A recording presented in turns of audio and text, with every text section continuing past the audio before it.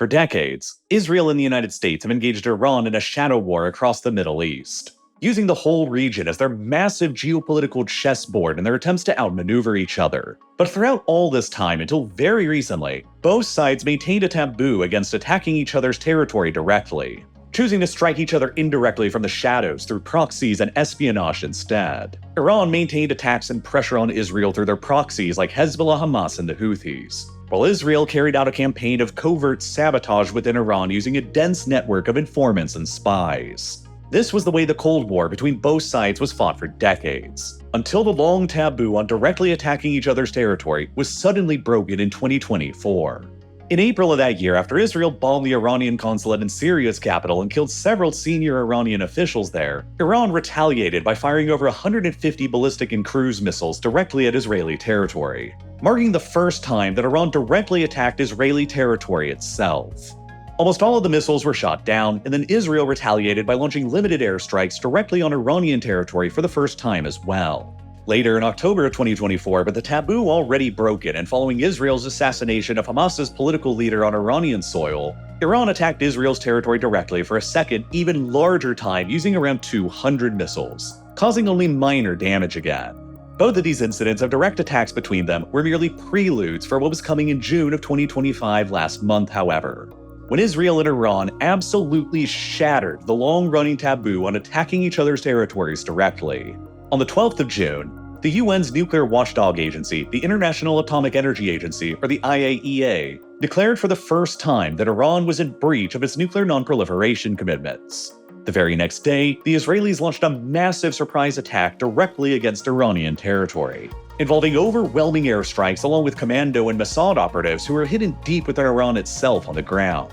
Around 200 Israeli warplanes hammered almost 100 targets across Iranian territory just on the opening wave of the surprise attack alone, targeting the country's nuclear sites, missile launchers, air defenses, energy infrastructure, and senior commanders and leadership. Over the next 10 days, dozens of further Israeli airstrikes continued bombarding these same kinds of targets all across Iran with devastating results. At least 14 of Iran's leading nuclear scientists and experts were killed in the attacks, along with dozens of senior Iranian military and intelligence officials, including the Chief of Staff of the Iranian Armed Forces and the Commander-in-Chief of the Islamic Revolutionary Guard Corps, arguably the two most senior military commanders in the entire country, along with the head of the Iranian missile program for good measure, no doubt paralyzing the Iranian military's decision-making capabilities in the process. Scores of Iran's air defenses and outdated fighter aircraft were obliterated on the ground, and as much as 2/3 of Iran's ballistic missile launchers were wiped out during the campaign as well. Israel codenamed its surprise attack and ensuing operations against Iran as Operation Rising Lion, a clear reference to the pre-revolutionary symbol of Iran, the lion, suggesting that Israel's ultimate objective in the campaign went beyond just curbing Iran's nuclear weapons program and was intended to go even further and cause the toppling of the country's theocratic regime as well. Iran almost immediately began retaliating for Israel's attacks, and over the coming 12 days, Iran would fire a similarly unprecedented 532 ballistic and cruise missiles directly at Israeli territory. As in the past, the vast majority of them were either intercepted, misfired, or struck empty parts of the country. But 31 of these Iranian missiles also managed to directly strike major Israeli population centers, causing extensive damage to Israeli urban areas and killing 29 Israelis in the process, all of them civilians. Iran's missiles failed to strike any Israeli military targets like air bases that could have hurt the Israeli war effort, while Israeli strikes devastated Iran's military with significant civilian harm as well, killing as many as 935 people across the country, including many civilians, according to Iran. Iran failed to shoot down a single Israeli jet during the entire campaign, and only managed to down a couple of Israel's unmanned drones, showing how thoroughly Israel had managed to establish and maintain aerial supremacy over Iran during the entire conflict. Israel repeatedly bombarded many of Iran's most strategically important nuclear research sites throughout its days of attacks. But there were two facilities in particular where Israel's weaponry couldn't reach: Iran's two largest nuclear enrichment plants in Natanz and Fordow, both buried deep underneath mountainsides that shielded them from most forms of aerial attacks. Israel's leadership appealed to the United States to join directly in the war with their advanced 30,000-pound GBU-57 bunker buster bombs, the only conventional ordnance known in the world theoretically capable of striking the two buried Iranian nuclear enrichment sites since they are rated to be able to penetrate through 60 meters of solid concrete before detonating their massive payload. The Trump administration began flooding reinforcements of aircrafts, fleets, and soldiers to the Middle East theater, all the while the negotiations with Iran over the country's nuclear program continued. But in the end, on the 22nd of June, the Trump administration decided to answer the Israeli call to war and joined with their own unprecedented direct attack on Iranian territory as well, with the goal of crushing the country's nuclear ambitions once and for all. Dubbed Operation Midnight Hammer, the American surprise attack on Iran's nuclear research sites was one of the most complex and technical operations ever carried out in the US military's entire history. America's B-2 stealth bomber fleet, which are capable of carrying the GBU-57 bunker busters, are all primarily stationed at Whiteman Air Force Base in the US state of Missouri. In order to carefully maintain the element of surprise, two groups of B-2 bombers sortied out from Whiteman on the 21st of June, the day before the actual attack, and traveled west across the Pacific in order to serve as a decoy for anyone who might have been watching or paying attention. The next day, on the 22nd, the main strike package, consisting of 7 B-2 bombers loaded up with the bunker busters, departed from Whiteman and traveled east, maintaining almost zero communications and complete radio silence for an 18-hour non-stop flight toward Iran, undergoing multiple aerial refuelings across the Atlantic and Mediterranean so that they would never have to stop. By the time they approached Iranian airspace, they were joined by many dozens of fighter escorts, just as an American nuclear submarine operating somewhere nearby fired more than 24 Tomahawk cruise missiles aimed towards Iran's nuclear research site at Isfahan. As those missiles were still airborne, the B-2s and their fighter escorts entered into Iranian airspace from the west, and moments later, they dropped a total of 12 of their heavy bunker busters on Iran's Fordow enrichment site, and another 2 of their bunker busters on the Natanz enrichment site, just at about the same time as the submarine-fired Tomahawk missiles began impacting at the Isfahan site. All of the American aircraft that participated in the raid, around 125 of them in total, were able to safely remove themselves from Iranian airspace after the attack without suffering a single casualty. And only a couple of days later, the Trump administration was able to force a ceasefire between Iran and Israel, ending the past 12 days of relentless fighting and bombardments between them.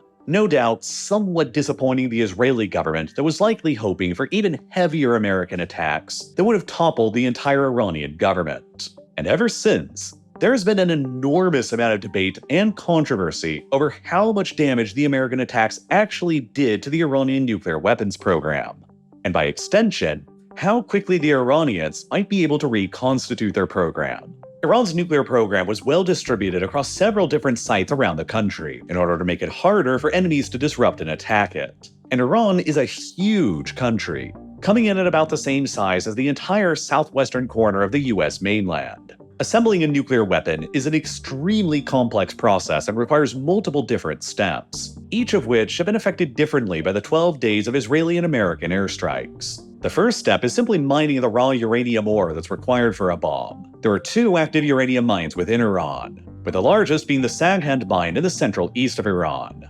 However, harvesting raw uranium from mines is usually the incorrect type to build a nuclear weapon with. 99% of the uranium out there in nature is known as U-238. 238 referring to the mass of each atom. In order to build a bomb, a lighter form of uranium called U-235 is required instead. But only 0.7% of the uranium in nature is actually U-235. Iran's uranium mines were not targeted by either the Israeli or American attacks this past month, so Iran's ability to continue mining raw uranium has not been impacted. But in order to produce the lighter uranium that's required for a bomb, its metal form needs to be converted into a gas so that it can be purified, a form called uranium hexafluoride. There is only one facility known in Iran that was capable of converting natural metal uranium into this gaseous state, and it was in Isfahan, which was repeatedly bombed by Israeli jets and further attacked by the American submarine-fired Tomahawk cruise missiles. Satellite images taken of the Isfahan complex after the attacks show multiple buildings and laboratories above ground there that are severely damaged,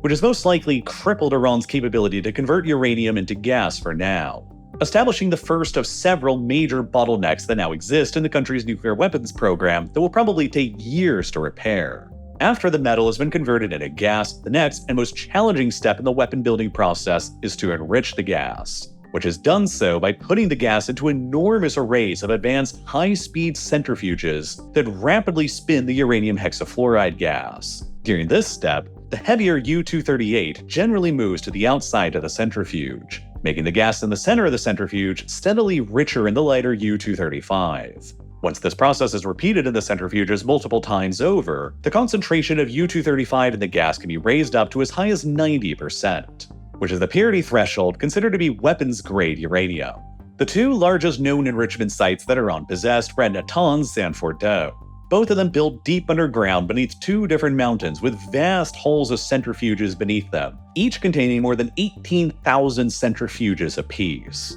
with Fordow containing the more modern and advanced series of centrifuges. The fate of what exactly ended up happening at these sites during the attacks is some of the most contentious and debated at the moment. Israeli airstrikes targeted and likely destroyed most, if not all, of the centrifuges at Natanz after they eliminated the site's electrical power supply, while the US dropped 2 of their heavy bunker buster bombs on the site to destroy the underground infrastructure just for good measure, while further Israeli airstrikes targeted known Iranian manufacturing plants that built additional centrifuges. The US B-2 bombers also dropped 12 more of the bunker busters on the Fordow site, which was the primary target of the Americans. Satellite images of the site taken afterward showed 2 sets of 3 impact craters where the bunker busters impacted. There were only 6 impact craters because each of the locations was precisely hit by 2 of the bunker busters, one after the other, in order to fully penetrate all the way down to the about 90-meter depth that the Fordow enrichment site was believed to be located. The bunker busters were likely targeting the Fordow site's sole ventilation shaft and associated access tunnels, while the shock waves sent from the bombs likely radiated all throughout the mountain and damaged the centrifuges within it,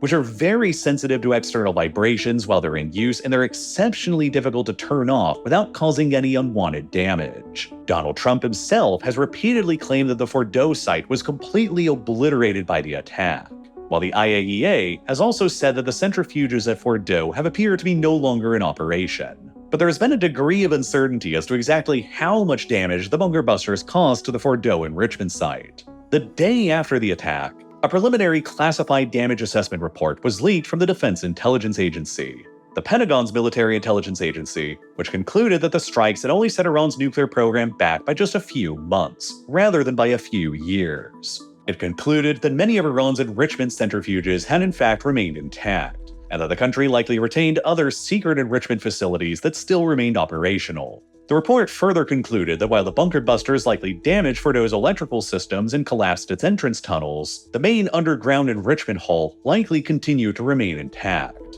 But there's also good reason to doubt the DIA's initial assessment of the situation. The analysts themselves who prepared the report labeled it as low confidence, while its sources were based entirely on satellite imagery and intercepted communications, which are not necessarily the most reliable. David Albright, a former IAEA inspector, has suggested that further evidence that arrived after the DIA's report indicated that Iran likely lost around 20,000 of their centrifuges in the Fordow and Natanz bombings, severely handicapping their ability to further enrich their surviving uranium supplies to weapons grade. Other American intelligence agencies and officials like the CIA and the Director of National Intelligence, Tulsi Gabbard, have also stressed that the damage inflicted on Fordow and other sites by the attacks have indeed set the Iranian nuclear program back by years rather than months, while Israeli agencies like their Atomic Energy Commission have also claimed the same thing as well. So Iran's ability to enrich uranium has almost certainly been degraded, but the true extent of that damage right now remains unclear.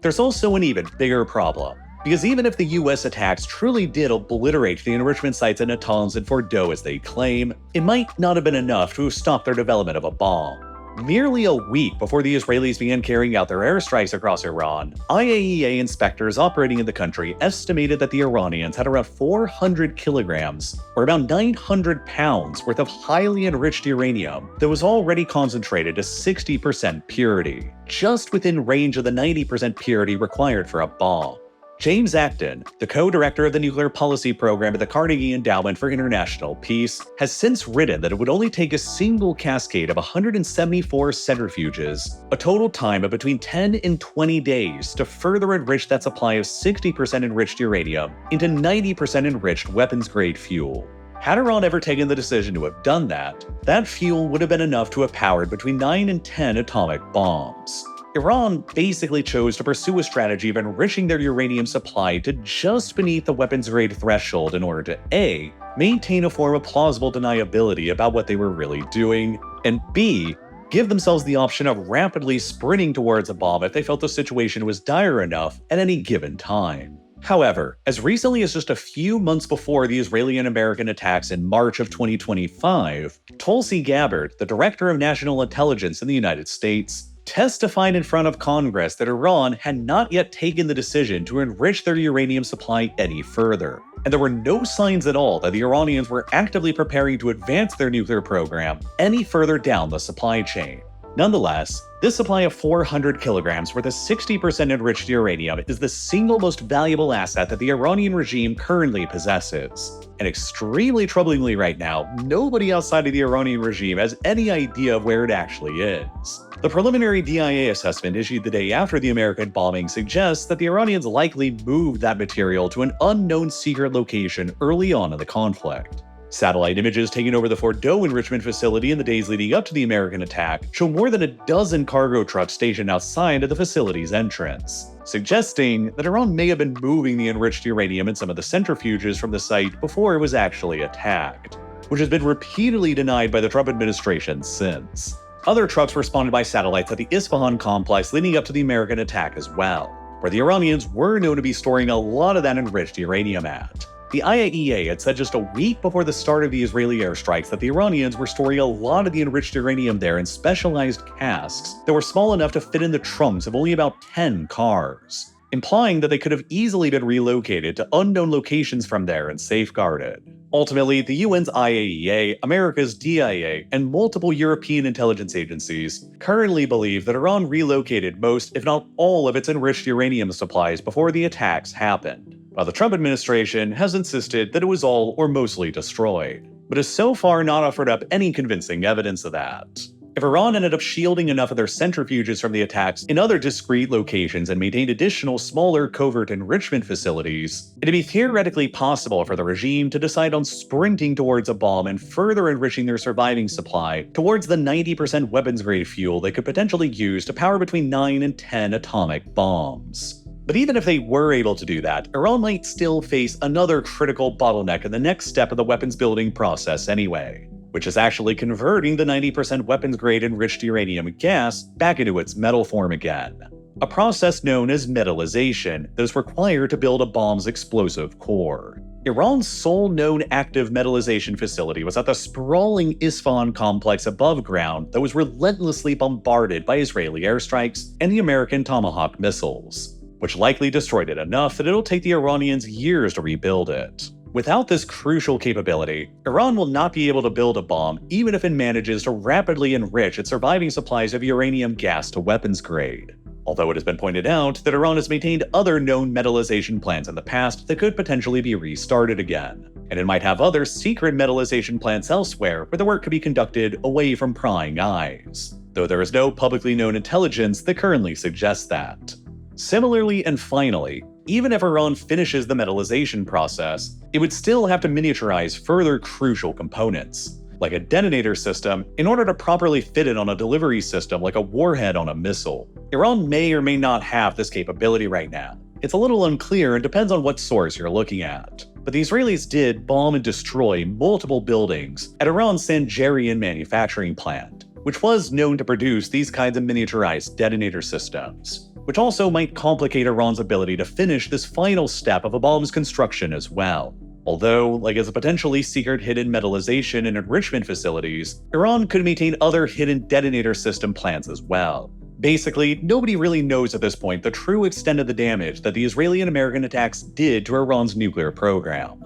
Several key elements of the supply chain required to build a bomb have no doubt been damaged, including Iran's ability to convert uranium metal into gas, their ability to further enrich the uranium gas, and their ability to reconvert the enriched gas back into metal again, to say nothing of their 14 senior nuclear scientists who were killed, creating at least 3 probable bottlenecks in their production process that will take an unknown amount of time for them to recover from. But Iran also probably still retains most of their 400 kilograms of 60% enriched uranium gas. And if they can manage to covertly reconstitute their centrifuge and metallization processes, they could likely manage to sprint towards an arsenal of 9 or 10 bombs within weeks of doing so. The unanswered questions on everybody's mind right now are thus, How much of Iran's supply of 60% enriched uranium gas actually survived, and where is it currently located? And how quickly can Iran reconstitute their enrichment and metallization processes? These questions are now at the center of the negotiations between the US and Iran over a renewed nuclear deal. But there are substantial obstacles standing in the way of negotiations being successful now. Trump continues to insist that Iran agree to completely scuttle its entire enrichment processes permanently, or there won't be any deal at all. Something that the Iranians are almost certainly never going to agree to now, because they no doubt view their eventual acquisition of a nuclear bomb as their only guarantee of safety in this dangerous world. Over the past nearly 2 years of war across the Middle East, Iran has completely lost its carefully built-up conventional deterrence to relentless Israeli and American attacks. Its proxies at Hezbollah and Hamas had spent tens of billions of dollars in decades building up have been completely crippled. Its allied regime in Syria has been toppled, while Israeli and American warplanes showed that they were capable of bombarding the country and killing its senior leadership with complete impunity. Iran's only possible way to maintain deterrent standing is completing its nuclear project. And they have zero trust in the Trump administration or Israel that if they give that up, they won't just take advantage of it and try and topple their even more exposed regime later. Remember that prior negotiations over Iran's long-running nuclear program during the Obama era eventually culminated in 2015 with the Joint Comprehensive Plan of Action, or the JCPOA, sometimes also called the Iran nuclear deal, which accomplished several notable things at the time. Iran then agreed that it would eliminate its enrichment program and would shut down their huge Fordow enrichment site for 15 years until 2030. And they would also submit themselves to extremely intrusive weapons inspections from the IAEA to routinely verify that they remained in compliance. In exchange, multiple US, EU, and UN sanctions that had been previously imposed on Iran would be lifted, including on their oil exports and $100 billion worth of frozen overseas assets that were unfrozen, granting the moribund Iranian economy a much-needed and welcome boost. Any of those sanctions could also be immediately reimposed unilaterally through a snapback mechanism if Iran was ever to be found in non-compliance. Even if Iran pulled out of the deal, the JCPOA had restricted Iran's nuclear capabilities by such an extent, it was seen that it would be impossible for them to have developed a weapon within a year of pulling out,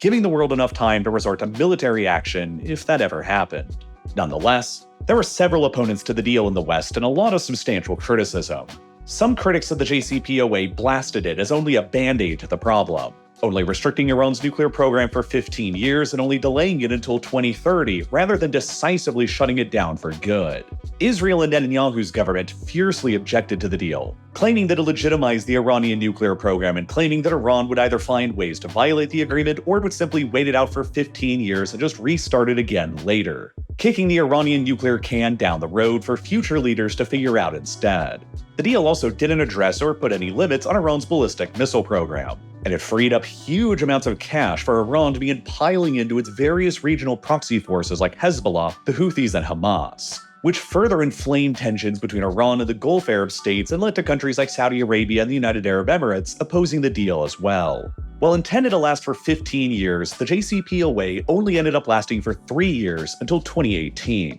when the Trump administration unilaterally pulled the US out of the deal and reimposed crushing sanctions on Iran instead, despite the fact that all evidence at the time indicated that the Iranians were upholding their end of the deal. Back then, Obama predicted that Trump's decision to do this was going to eventually present America with what he called the losing choice between a nuclear-armed Iran or another war in the Middle East. Enraged and feeling betrayed by the collapse of the deal, the pragmatists in the Iranian regime who had been steadily gaining momentum were sidelined in favor of the hardliners again. And with the crushing American sanctions reimposed, Iran quickly began restarting small elements of their nuclear program and gradually violating the original terms of the JCPOA. Small-scale enrichment began again, centrifuge production and use increased, and access to the IAEA was steadily restricted again. Then in January of 2020, after Trump ordered the drone strike that killed one of Iran's most senior generals who was in Iraq at the time, Qasem Soleimani, Iran declared that they were no longer going to abide by any of the remaining limits on their nuclear enrichment program. And so their stockpile of enriched uranium began rapidly expanding again from almost nothing to include the increasing volumes of highly enriched uranium at 60% within only a stone's throw away of the 90% weapons-grade fuel. After Joe Biden became America's next president in 2021, he promised to renegotiate another nuclear deal with Iran, but for years it proved to be too difficult, with a lack of trust since Trump ripped the US out of the last deal. Throughout his term in office, Biden insisted that Iran needed to return back to the original restrictions on their program imposed by the JCPOA before he would lift the reimposed sanctions, while the Iranians continued to insist the opposite and demanded that the sanctions be lifted first as a sign of trust. No side ever proved willing or capable of budging for years, and then came the Hamas attack on Israel in October of 2023, which sparked the series of events into motion that led to Hamas and Hezbollah getting catastrophically crippled and the Assad regime in Syria collapsing, completely undermining Iran's strategy of conventional deterrence and exposing them for the first time in decades to direct Israeli and American attacks. As Iran's nuclear enrichment continued, the second Trump administration demanded that any new nuclear deal would require them to stop enriching completely, which Iran continued refusing to do, which set the stage for war. Now Iran is faced with two major sets of precedents to consider with any further negotiations on their program. The first are the many recent historical precedents that have happened to other countries who gave up their nuclear weapons programs and were subsequently invaded or attacked by outside powers who didn't fear them any longer. The Gaddafi regime in Libya agreed to give up their nuclear weapons program in 2003, and then only 8 years later, NATO led a military intervention into the country that toppled his regime and led directly to his death. In 1994, Ukraine agreed to surrender their inherited arsenal of Soviet-era nuclear weapons to Russia in exchange for security guarantees that their territorial integrity would be permanently respected. And then 20 years later, Russia invaded Ukraine and seized Crimea, and then launched a full-scale invasion into the country that's still ongoing. And most infamously of all for this precedent is the case of Saddam Hussein's Iraq, which pursued a nuclear weapons program throughout the 1980s that was decisively shut down after the 1991 Gulf War, and then painstakingly contained by the United States through a combination of no-fly zones, sanctions, espionage, and occasional bombings for another decade that all proved to be a long prelude to the 2003 invasion of the country, which collapsed Saddam's regime and led to his death. Iran fears that it is now the next Iraq or Libya. They fear that with our conventional deterrence crippled with Hamas and Hezbollah down on their knees, and their ballistic missiles and launchers largely destroyed, if they give up their nuclear program now, even after the damage it has sustained through the Israeli and American attacks, the US will sooner or later simply treat them the same way they did Libya and Iraq beforehand and attempt to topple their regime without a fear of major deterrence. This lack of trust is not reinforced by the enormous presence of the US military around them in the Middle East right now, and the shattering of the taboo on direct attacks on Iranian soil now. There is also, of course, the North Korean precedent. Another regime who the West has been extremely hostile to, but since their successful development of their own nuclear weapons program back in 2006, North Korea has never faced so much as a single attack from the outside world because they possess the ultimate deterrent. North Korea's strategy of withdrawing from the NPT in 2003 after the Iraq precedent and immediately sprinting towards the bomb that they acquired 3 years later has proven infinitely more successful than Iran's more reserved strategy of slowly keeping themselves just beneath the nuclear threshold in a failed attempt to prevent an outside attack. The lessons that have been continually reinforced since the turn of the century is that acquiring the bomb is the only way to guarantee regime survivability and territorial integrity in the world today. And this is why any negotiations, even with all of the damage that's already been inflicted on Iran's nuclear program, will be exceedingly difficult to navigate through. And then there's the precedent already set by the United States of agreeing to a deal with Iran on the program in 2015, only to then renege on the deal and unilaterally withdraw from it just 3 years later. From Iran's perspective, who's to say that won't just happen again? I think that the most likely outcome here is that so long as the hardline revolutionary regime remains in power in Iran, the regime will continue seeing the bomb as its only guarantee of survival, like the Kims in North Korea have. Israel and the Gulf Arab states will also continue seeing Iran's nuclear program as an unacceptable existential threat to their own survivals, and they will continue trying to rope in the United States to try and help them contain it, potentially leading to a similar situation going forward as the US faced with Saddam's Iraq throughout the 1990s, where the US just keeps on having to deploy occasional force to continually delay and suppress the program whenever they feel it's getting too close to becoming successful, tying up critical American military resources in the Middle East while it's attempting to maintain its focus on China and Taiwan. and locking the US in yet another version of an unpopular forever war back in the sandbox. Is this outcome actually better than what we already had under the JCPOA before 2018? Which probably would have continued delaying all of this from happening until at least 2030, and it would have enabled America to maintain more of its focus on China for longer. Either way you lean on that, at this point, I think it's only a matter of time until the next nuclear crisis with Iran erupts. So long as Iran sees the acquisition of a bomb as being vital for their own security, and Israel and the Gulf Arabs view it as an unacceptable threat to their own security. In order to understand the modern Middle East, you need to understand how the many wars and conflicts over the past few years here have set the current conflict into motion and prepared the board for both Iran and Israel's moves. The long history of Israel's military occupation of the Palestinian territories like the West Bank and Gaza paved the way for the rise of Hamas and Israel's siege of Gaza, followed by Hamas's October 7th attack and Israel's subsequent invasion and arguable genocide there. The civil war that tore Lebanon apart in the 1980s and Israel's military intervention into it directly led to the birth of Hezbollah and the conflict on Israel's northern flank. The long and complicated civil war in Syria that lasted for longer than a decade paved the way for the Assad regime's collapse that enabled Israeli warplanes to consider a direct attack on Iran for the first time in 2025. The similarly long and complicated civil war in Yemen that saw a massive Saudi Arabian-led military intervention paved the way for the Iranian-aligned Houthis to establish their control over most of the country's major population centers, while the US invasion of Iraq in 2003 and the preceding Saddam Hussein regime's invasions of Kuwait and Iran led directly to the weakening of Iraq's institutions and the infiltration of Iraqi society by the Iranian regime. All of these conflicts across the Middle East are deeply interconnected, and they're all part of the foundation of knowledge for understanding how we got to where we are today. And as with every major conflict that I've covered before on this channel, there's always far more complexity than can ever be fully explored in just a single YouTube video, especially when the topics are as sensitive and controversial as covert nuclear programs, foreign armed interventions, and regional warfare. And this is exactly why I created my Modern Conflict series, which includes standalone, in-depth documentaries into all of these preceding Middle Eastern conflicts like the Israel-Hamas conflict, the October 7th attack, and the Lebanon, Syria, and Yemen civil wars that will all give you the invaluable prior context that you need to understand what's really happening here today. Over the past 4 years, I've created around 50 total episodes in Modern Conflicts covering the most major wars, operations, and conflicts of the 21st century, also including multiple episodes into the ongoing Russia-Ukraine war, the civil wars in Sudan and Myanmar, the 2012 Benghazi embassy siege, the Armenia-Azerbaijan wars, and dozens of other episodes, with new ones coming out all the time exclusively on Nebula. Because of the inherently violent and controversial details surrounding the discussion of all of this, these Modern Conflict documentaries would all become demonetized and age-restricted